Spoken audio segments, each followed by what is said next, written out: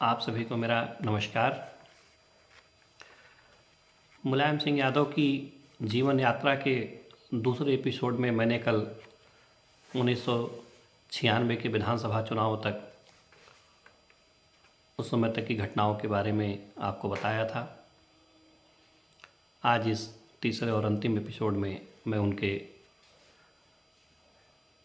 शेष जीवन यात्रा का, राजनीतिक यात्रा का विवरण रखूँगा। 1996 में, जैसा कि मैंने बताया पिछले एपिसोड में, कि 1996 में जो विधानसभा के चुनाव हुए उसमें समाजवादी पार्टी और मुलायम सिंह सरकार नहीं बना सके। विधानसभा लंबे समय तक निलंबित रही और भारतीय जनता पार्टी और बहुजन समाज पार्टी में समझौता हुआ, जिसमें मायावती उत्तर प्रदेश की मुख्यमंत्री बनी। समझौता 6 महीने के मुख्यमंत्री का था।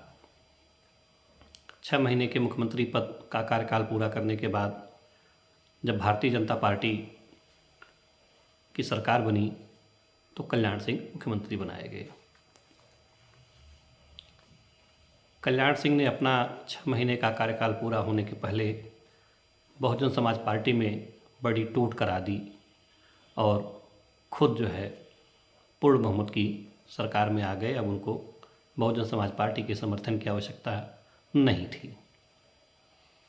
हालांकि कल्याण सिंह भी लंबे समय तक मुख्यमंत्री नहीं रह सके और भारतीय जनता पार्टी ने उनको मुख्यमंत्री पद से त्यागपत्र देने के लिए कहा और उनकी जगह पर उत्तर प्रदेश के मुख्यमंत्री बनाए गए श्री राम प्रकाश गुप्ता। राम प्रकाश गुप्ता भी ज़्यादा समय तक उत्तर प्रदेश के मुख्यमंत्री नहीं रहे। उन्हीं के कार्यकाल में उत्तर प्रदेश राज्य का विभाजन हुआ और एक उत्तराखंड नया राज्य अस्तित्व में आया। श्री राम प्रकाश गुप्त के बाद श्री राजनाथ सिंह उत्तर प्रदेश के मुख्यमंत्री बनाए गए, जो कि सन 2002 के विधानसभा चुनाव तक मुख्यमंत्री रहे। तो इस प्रकार एक विधानसभा के कार्यकाल में उत्तर प्रदेश ने 4 मुख्यमंत्रियों का कामकाज देखा था। सुश्री मायावती, श्री कल्याण सिंह, श्री राम प्रकाश गुप्त और श्री राजनाथ सिंह। इधर मुलायम सिंह यादव 1996 में विधानसभा के साथ ही लोकसभा का चुनाव हुआ था और मुलायम सिंह यादव उत्तर प्रदेश में सरकार न बनने के कारण केंद्र की राजनीति में सक्रिय हो गए। 1996 के चुनाव में किसी भी दल को स्पष्ट बहुमत नहीं मिला। पीवी नरसिम्हा राव के नेतृत्व में कांग्रेस सरकार जो चुनाव लड़ी थी, कांग्रेस चुनाव हार गई थी और भारतीय जनता पार्टी उस समय सबसे बड़े दल के रूप में उभर करके आई। यद्यपि भारतीय जनता पार्टी को भी स्पष्ट बहुमत नहीं मिला था। अटल बिहारी वाजपेयी ने सरकार बनाने का दावा पेश किया और महामहिम राष्ट्रपति ने उनको प्रधानमंत्री पद की शपथ दिला दी। वाजपेयी जी देश के प्रधानमंत्री बने, लेकिन उनकी सरकार मात्र 13 दिन तक चल पाई और 13 दिन में वो लोकसभा में अपना बहुमत नहीं सिद्ध कर पाए और उन्होंने राष्ट्रपति को जाकर के अपना त्यागपत्र दे दिया। अब देश में नई सरकार चुनी जानी थी, नया प्रधानमंत्री चुना जाना था। संयुक्त मोर्चा, जो कई दलों से मिलकर बना हुआ मोर्चा था, संयुक्त मोर्चा ने सरकार बनाने का दावा पेश किया और वामपंथी दलों ने उसको समर्थन देने का फैसला किया। बाहर से कांग्रेस भारतीय जनता पार्टी को रोकने के लिए बाहर से कांग्रेस संयुक्त मोर्चा की सरकार को समर्थन देने के लिए तैयार हो गई। संसदीय दल की बैठक होनी थी जिसमें संसदीय दल का नेता चुना जाना था, जो कि वाजपेयी जी के बाद देश के अगले प्रधानमंत्री के रूप में शपथ लेता। संयुक्त मोर्चा की बैठक हुई, उसमें कई नेताओं का नाम प्रधानमंत्री के रूप में सामने आया। जो पहला नाम था वो विश्वनाथ प्रताप सिंह का था। बीपी सिंह इस देश के प्रधानमंत्री रह चुके थे और उनकी स्वीकार्यता भी थी, लेकिन विश्वनाथ प्रताप सिंह ने अपने गिरते स्वास्थ्य के कारणों का हवाला देते हुए प्रधानमंत्री बनने से इनकार कर दिया। दूसरा नाम जो उस समय आया वो कम्युनिस्ट पार्टी के नेता, वरिष्ठ नेता श्री ज्योति बसु का नाम सामने आया। ज्योति बसु बड़े लंबे समय तक पश्चिम बंगाल के मुख्यमंत्री रहे थे और राजनीतिक लोगों के बीच में उनका भी बड़ा सम्मान हुआ करता था। लेकिन कम्युनिस्ट पार्टी ने प्रधानमंत्री पद लेने से इनकार कर दिया, क्योंकि ये उनके दल का आंतरिक संविधान था, उसके विरुद्ध था। अब नए नेता के नाम पे चर्चा होनी थी। लालू प्रसाद यादव का नाम उभर करके सामने आने लगा, लेकिन चूंकि चारा घोटाले में वो आरोपित हो चुके थे, इसलिए उनका नाम खारिज कर दिया गया। फिर नाम आया मुलायम सिंह यादव का। मुलायम सिंह यादव के नाम पे सहमति बन रही थी या कहें बन चुकी थी, क्योंकि मार्क्सवादी कम्युनिस्ट पार्टी और विशेष रूप से मार्क्सवादी कम्युनिस्ट पार्टी के जो सीनियर लीडर थे हरिकिशन सिंह सुरजीत, वो मुलायम सिंह यादव को व्यक्तिगत रूप में बहुत मानते थे। उनको एक धर्मनिरपेक्ष छवि का नेता मानने के नाते और जो उनका ज़मीन से जुड़े और संघर्षशील नेता की छवि थी, इस कारण से मुलायम सिंह को वामपंथी अपने करीब ज़्यादा पाते थे। वामपंथियों का पूरा समर्थन था, लेकिन नेता चुने जाने के बीच में बिहार के लालू प्रसाद यादव ने अड़ंगा लगा दिया। लालू प्रसाद यादव ने कहा कि वो किसी भी कीमत पे मुलायम सिंह यादव को नेता नहीं मानेंगे। जब विवाद की स्थिति पैदा हो गई तो उसमें एक सहमति बनाई गई, आम सहमति बनाई गई, और कर्नाटक के तत्कालीन मुख्यमंत्री एच.डी. देवेगौड़ा को संसदीय दल का नेता चुना गया और राष्ट्रपति के पास सरकार बनाने का दावा प्रस्तुत किया गया।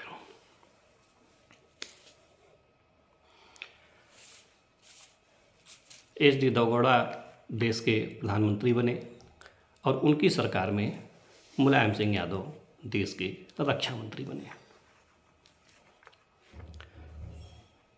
अपने रक्षा मंत्री बनने के काल में मुलायम सिंह यादव ने दो बड़े फैसले किए थे।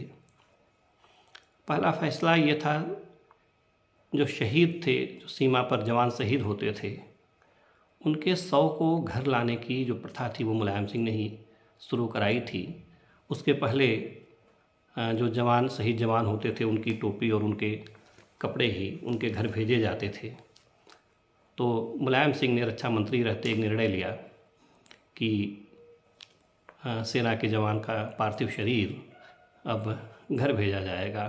और दूसरा जो उन्होंने निर्णय लिया था कि अगर कोई सेना का जवान शहीद होता है तो उसे 5 लाख रुपए अनुकंपा राशि दी जाएगी, और जिसे बाद में बढ़ा करके 20 लाख कर दिया गया।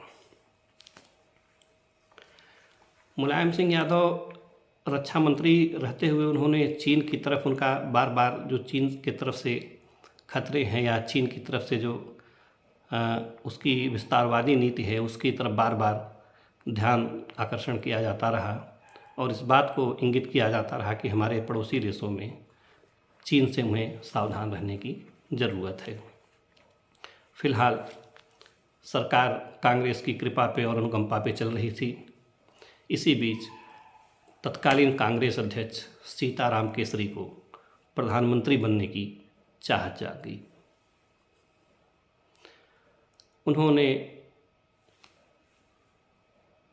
जनता दल और मोर्चा के नेताओं से कहा कि अब वो देवेगौड़ा को प्रधानमंत्री के पद पे नहीं देखना चाह रहे हैं और वो स्वयं प्राइम मिनिस्टर बनेंगे। और चूँकि हमारे कांग्रेस में सांसद ज़्यादा हैं, हमारी संख्या ज़्यादा है, इसलिए अब हम प्रधानमंत्री बनेंगे। वामपंथी दलों ने इस बात से सीधे इनकार कर दिया कि वो किसी भी कीमत पर कांग्रेस के किसी भी व्यक्ति को प्रधानमंत्री बनने के लिए अपना समर्थन नहीं देंगे।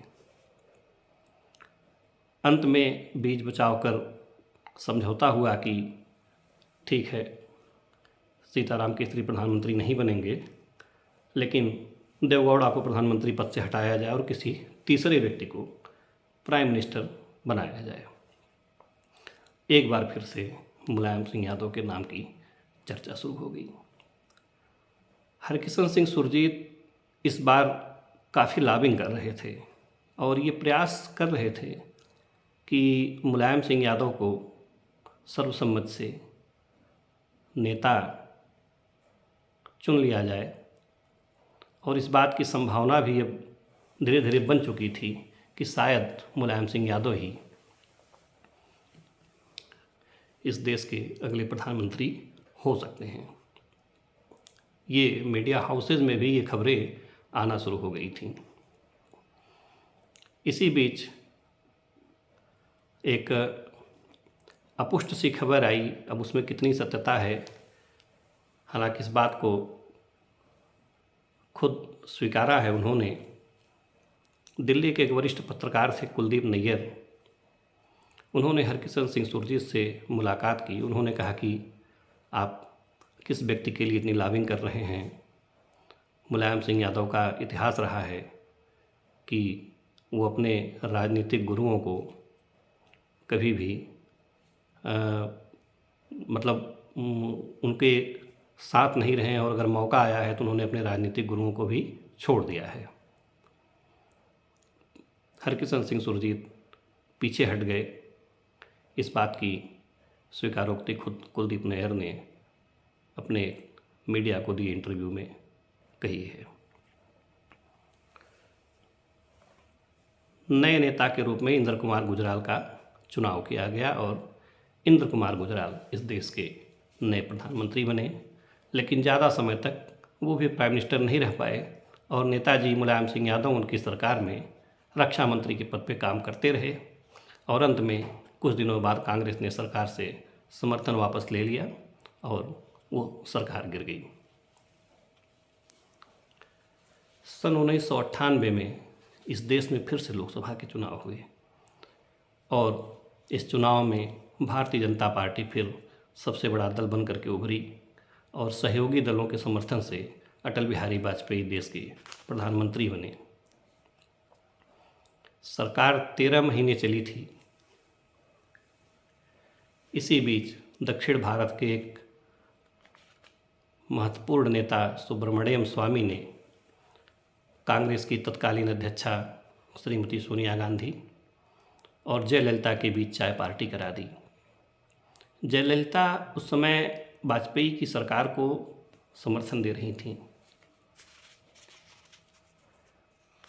सुब्रमण्यम स्वामी ने सोनिया गांधी को इस बात के लिए आश्वस्त किया कि भारतीय जनता पार्टी की सरकार गिरने के बाद वो देश की प्रधानमंत्री होंगी। सरकार के खिलाफ अविश्वास प्रस्ताव पेश किया गया अटल बिहारी वाजपेयी सरकार के खिलाफ, और अविश्वास प्रस्ताव पे जब बहस हो रही थी तो उस समय बहुजन समाज पार्टी के पास 4 सांसद थे, और उस अविश्वास प्रस्ताव की बहस के दौरान मायावती ने अपने भाषण में कहा था कि कांग्रेस और भारतीय जनता पार्टी एक सांप नाथ है तो एक नागनाथ है, तो इसलिए मैं अविश्वास प्रस्ताव का न समर्थन करूंगी और न विरोध करूंगी। इसे भारतीय जनता पार्टी के लोगों ने अपनी जीत माना और ये माना जाने लगा कि अगर 4 विधायक वॉकआउट कर जाएंगे, 4 सांसद अगर वॉकआउट कर जाएंगे तो भारतीय जनता पार्टी विश्वास मत हासिल कर लेगी। लेकिन जिस दिन विश्वास मत पे वोटिंग होनी थी, मायावती अपने 4 सांसदों के साथ लोकसभा में उपस्थित हुई और उन्होंने सरकार के खिलाफ और अविश्वास प्रस्ताव के पक्ष में अपने 4 सांसदों के साथ वोटिंग कर दी और अटल बिहारी वाजपेयी की सरकार 1 वोट से विश्वास मत हार गई। प्रधानमंत्री अटल बिहारी वाजपेयी ने इस्तीफा दे दिया। इस बारे में जब मायावती से पत्रकारों ने पूछा कि आपने सदन में कुछ और कहा था जबकि आपने किया कुछ और, तो मायावती ने कहा कि ये भारतीय जनता पार्टी को उत्तर प्रदेश का जवाब है जब कल्याण सिंह ने हमारे विधायकों को तोड़ करके अपनी सरकार बनाई और मेरी पार्टी को ख़त्म करने का प्रयास किया। वाजपेयी जी ने त्यागपत्र दे दिया। सोनिया गांधी स्वयं को प्रधानमंत्री बनने के लिए 272 सांसदों के समर्थन का दावा करते हुए उन्होंने पत्र राष्ट्रपति को सौंप दिया। सोनिया गांधी को पूरी उम्मीद थी कि महामहिम राष्ट्रपति मुझे सरकार बनाने के लिए आमंत्रित करेंगे। लेकिन इसी बीच मुलायम सिंह यादव ने फिर से एक बार चरखा दाव चल दिया। उन्होंने सोनिया गांधी का सहयोगी होने से इनकार कर दिया। मुलायम सिंह यादव के पास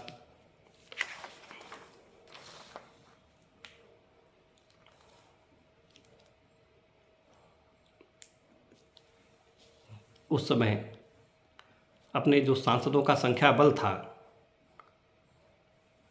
उसके आधार पर अगर उन्होंने सोनिया को समर्थन देने से इनकार कर दिया तो बहुमत सिद्ध कर पाना सोनिया गांधी के लिए लोकसभा में मुश्किल था। इसलिए सोनिया गांधी का दावा राष्ट्रपति ने खारिज कर दिया और लोकसभा भंग कर दी।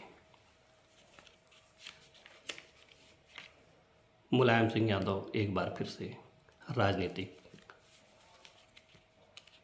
बैकग्राउंड में चले गए, पीछे चले गए। 1999 में फिर से लोकसभा के चुनाव हुए और इस चुनाव में अटल बिहारी वाजपेयी के नेतृत्व में फिर से भारतीय जनता पार्टी की सरकार बनी, जो कि 2004 तक चली। इस अवधि में अब मुलायम सिंह यादव न प्रदेश की सरकार में कोई भूमिका निभा पा रहे थे और न ही वो केंद्र की सरकार में थे। एक बार फिर से कहा जाने लगा कि मुलायम सिंह यादव की राजनीति का पराभव हो गया और अवसान हो गया। इसी बीच एक महत्वपूर्ण घटना घटती है। साल था 2003 का।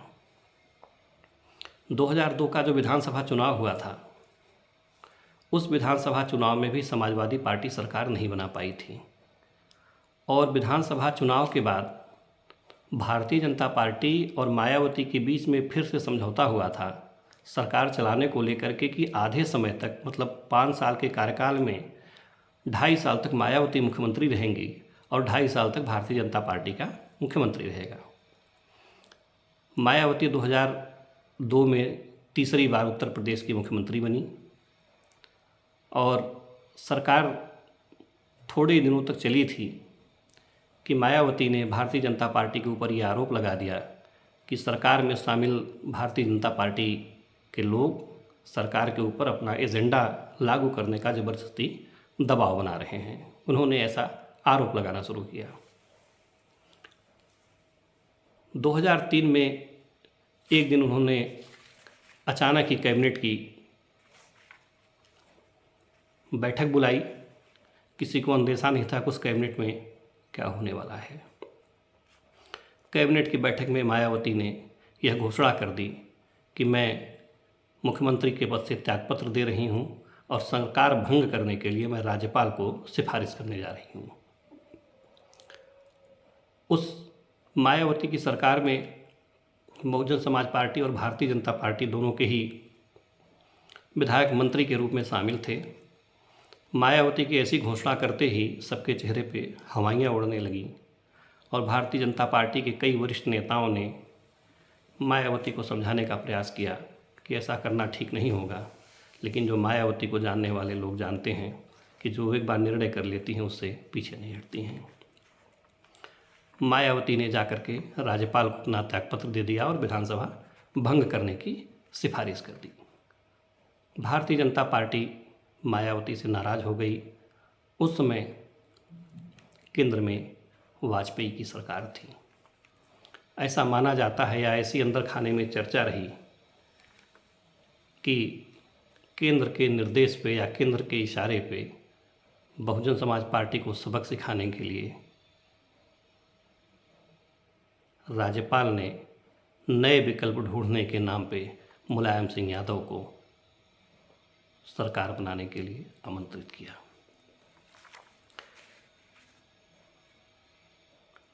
उनतीस अगस्त 2003 को तत्कालीन राज्यपाल विष्णुकांत शास्त्री ने मुलायम सिंह यादव को तीसरी बार उत्तर प्रदेश के मुख्यमंत्री के पद की शपथ दिला दी। यह एक नाटकीय घटनाक्रम था कि जिसमें मायावती ने त्यागपत्र दिया और उसके बाद सरकार निर्वाचित सरकार को कैबिनेट की भंग करने की सिफारिश के बाद भी राज्यपाल ने मुलायम सिंह यादव को मुख्यमंत्री बनवा दिया। जैसा कि मैंने कहा, इस बात की राजनीतिक हलकों में बड़ी चर्चा रही कि ये सरकार बनाने में भारतीय जनता पार्टी का योगदान काफ़ी था। मुलायम सिंह यादव सन 2003 से लेकर के 2007 तक उत्तर प्रदेश के तीसरी बार मुख्यमंत्री रहे। 2007 का विधानसभा चुनाव आया और उस चुनाव में समाजवादी पार्टी की हार हुई और मायावती पूर्ण बहुमत के साथ उत्तर प्रदेश की चौथी बार मुख्यमंत्री बनी। इस बीच 2004 का जो लोकसभा चुनाव हुआ था उसमें भारतीय जनता पार्टी की पराजय हो गई थी और मुलायम सिंह यादव की समाजवादी पार्टी, जो केंद्र में मनमोहन सिंह की सरकार थी, उन दोनों कार्यकाल में सन 2004 की सरकार में और वर्ष 2009 में जो मनमोहन सिंह की सरकार बनी, उस दोनों सरकारों में सहयोगी की भूमिका में रही, यद्यपि की सरकार में शामिल नहीं हुई। वर्ष 2012 का जो विधानसभा चुनाव हुआ उसमें मुलायम सिंह यादव के नेतृत्व में समाजवादी पार्टी ने एक बार फिर से उत्तर प्रदेश में पूर्ण बहुमत का आंकड़ा हासिल किया। अब ऐसा लग रहा था कि मुलायम सिंह यादव चौथी बार उत्तर प्रदेश के मुख्यमंत्री बन जाएंगे या बनेंगे, लेकिन अंत में उन्होंने मुख्यमंत्री की कुर्सी पर अपने पुत्र अखिलेश यादव को बैठा दिया। मुलायम सिंह यादव संसद चले गए और 2014 के लोकसभा चुनाव में उन्होंने उत्तर प्रदेश की आजमगढ़ सीट से चुनाव जीता। वर्ष 2019 के लोकसभा चुनाव में उन्होंने अपनी परंपरागत मैनपुरी की सीट चुनी, जहां से वो सांसद चुने गए। गिरते स्वास्थ्य और बढ़ती उम्र के कारण राजनीति में धीरे धीरे उनकी सक्रियता कम होती चली गई और अभी दिनांक 10 अक्टूबर 2022 को मुलायम सिंह यादव का देहांत हो गया। मुलायम सिंह यादव के बारे में एक तथ्य मैं और भी बताना चाहूँगा कि अपने पूरे राजनीतिक जीवन में मुलायम सिंह यादव एक बार केवल विधान परिषद के सदस्य हुए हैं। एक बार विधानसभा के चुनाव में उनको जब पराजय का सामना करना पड़ा था तो चौधरी चरण सिंह ने उनको विधान परिषद में भेज दिया था। इसके अतिरिक्त अपने 6 दशक के शानदार राजनीतिक जीवन काल में उन्होंने कभी बैक डोर से सदन में प्रवेश करने का प्रयास नहीं किया और न ही गए। वो हमेशा विधानसभा का चुनाव लड़े, विधायक बने, लोकसभा का चुनाव लड़े, सांसद बने, कभी भी राज्यसभा नहीं गए और दोबारा कभी विधान परिषद नहीं गए। साथ ही मुलायम सिंह यादव जब उनका स्वास्थ्य खराब था या उनकी उम्र हो गई थी 2019 के चुनाव में, तब भी उन्होंने जनता के बीच जाकर ही चुनाव लड़ा और चुनाव लड़ करके लोकसभा पहुँचे और जब इस संसार से उनका महाप्रयाण हुआ तो उसमें वो देश की लोकसभा के सदस्य थे। बहुत बहुत धन्यवाद, बहुत बहुत आभार।